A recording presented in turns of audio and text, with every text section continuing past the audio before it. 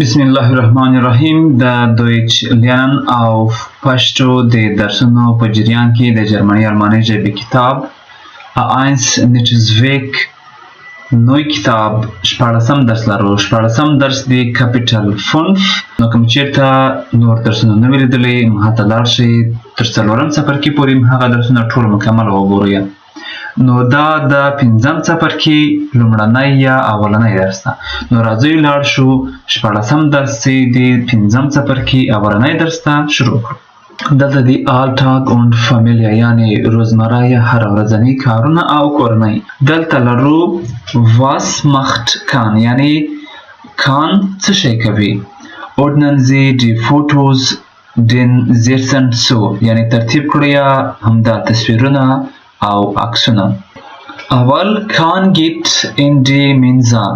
کان زیم هغه کانتین ته یا هغه ځای ته چې چیرته مړۍ خوړل کیږي. دا اکثره په پوهنتونونو کې موجود وي منزا چې هلته یوازې مړۍ خوري، مثلا کانتین وي هلته هر ټول خوراکونه کولی شي. دویم کان تریفت ماغي یعنی کان ملاقات وکولو ماغې سره. همدلته هم دا تصویر دلته هم هغه کانتین ته لاړ یا منزا ته، دلته هم د دې سره ملاقات وکوو. دریم یا فیت ان دی اونی د یعنی سفر وکوو پوهنتون ته یا لاړ پوهنتون ته. کان دوشت یعنی کان غسل کوي یا یې ولامبل. پنځم lernt in die Bibliothek دی مطالعه کوي یا زده کړه کوي په کتابخانه کې. besucht seine Oma د ملاقات وکولو خپل نیا سره. کان frühstück und liest Nachrichten کان ناشته وکوله یا ډوډۍ وخوړله او لیست او لولي یا ګوري خبرونه. ورپسې په بي کې ون مخت کان was او کله کوي اجرا کوي کان او څه شی. hören Sie und nominieren Sie die Fotos یعنی واورئ او نمره ګذاري کړئ همدا عکسونه. یعنی اول دوم همدغسې نمرې ورکړئ. erzählen Sie او ووایاست. دلته ګورو اموګن دوشت کان یعنی په سهار کې کان غسل کوي لامبي. دن frühstück او بیا وروسته ناشته کوي یو څه خوري. اون لیست او لولي څه شی لولي ناغیکټن هر څه لولي. نو دا چې تاسو هم کولی شئ چې خپل روزمره کارونه ترتیب کړئ. مثلا سهار څه شی کوئ همهغه کولی شئ ترتیب کړئ. همدارنګه دلته لرو واس مخت کان ام زونټاګ یعنی کان په یکشنبه باندې څه شی کوي. د یکشنبه ورځ باندې hören Sie das Gespräch und markieren Sie تاسو هم هغه خبرې اترې واورئ او ترتیب یې کړئ. Zeitung lesen یعنی اخبار لوستل. mit der Familie zum Mittagessen له کورنۍ سره یو ځای غرمنۍ خوړل.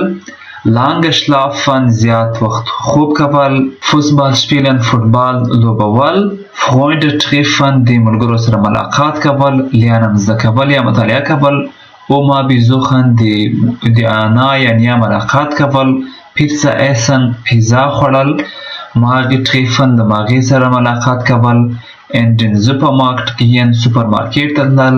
ins Kino gehen یعنی سینما ته تلل. او ام کمپیوټر arbeiten یا په کمپیوټر کې کار کول. نو د دوی ټولو کارونو نه چې هر یو کان کوي هماغه تاسو کولی شئ ولیکئ یا زده یې کړئ. تاسو هم چنان په دې شکل سره کولی شئ چې خپل کارونه همداسې ترتیب کړئ یا د بل ملګري دوست کارونه همداسې ترتیب کړئ. نو همدلته د اورېدلو د برخې ضرورت نشته، ډېر ساده دي، هر څه ما درته تشریح کړل. همدارنګه دلته لرو lernen او wissen. lernen زده کول او wissen یعنی پوهېدل د یو څه نه آګاهي حاصلول. دلته لرو arbeiten Sie zu zweit یعنی دوه نفره هغه کار وکوي په ګروپي شکل سره. und sprechen Sie abwechselnd او خبرې وکوي په چینج کولو په تغییرولو سره یعنی یو بل سره هم هغه تغییر کړي. am Sonntag schläft کان lange د یکشنبې په ورځ باندې خوب کوي کان دراز یعنی ډېر خوب کوي. یا پونکت تاسو یعنی نور شی کارونه چې کوي هغه ولیکئ. دریم und ihr Tag او د تاسو ورځ څه شی ده. تاسو یعنی په روزمره کارونو کې څه شی کوئ. erzählen Sie همهغه ووایاست. die anderen raten او همهغه نور کسان یا نور همهغه یعنی قضاوت یې کړئ. Ist das am Wochenende oder nicht? آیا همغه د اونۍ په پای کې دی یا نه؟ Morgens trinke ich einen Kaffee. یعنی هر سهار زه څښمه یوه کافي.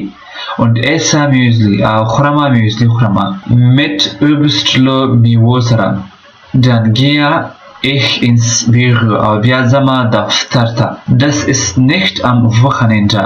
او دا د اونۍ په پای کې نه دی. بیرته راځو مونټاګ دوشنبه، ډینسټاګ سهشنبه، میټووک چهارشنبه، پونکت او نورې ورځې ماینټاګ زما ورځ وي. تاسو کولی شئ چې د دوشنبې، سهشنبې، چهارشنبه د اونۍ نورې ورځې داسې خپل ورځواره کارونه تشریح کړئ.